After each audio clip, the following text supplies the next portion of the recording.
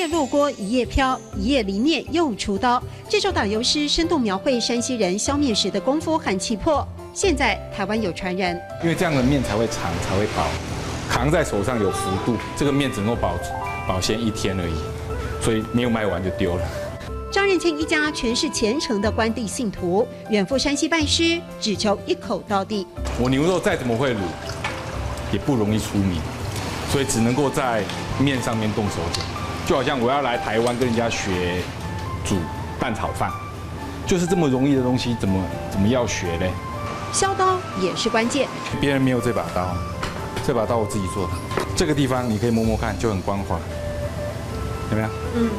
这个地方 KK。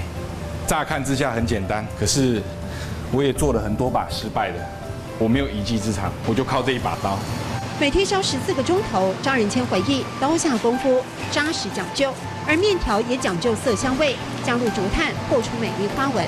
那个面会整个像大理石的花纹一样，整条黑的大家都不吃，现在把它改成和在一起，感觉像大理石，小朋友都抢着要吃。开店3年，不少死忠顾客，还有人每个礼拜从中立来报道，除了吃面，兼看表演。哇，所以这厚薄度都要一样。对，素英懂吼，手艺很好啊。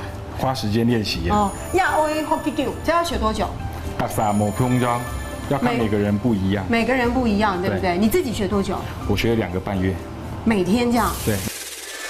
在台湾吃一碗面，你可以吃到大江南北各种不同口味。郭老板说，他就是因为要知道山西刀削面最就近、最道地的做法，所以真的跋涉千里去学。而就是因为要不一样，才真的能在市场里面找到机会。亚威 Hockey Q， 国沙莫强用。亚威 Hockey Q， 国沙莫强用。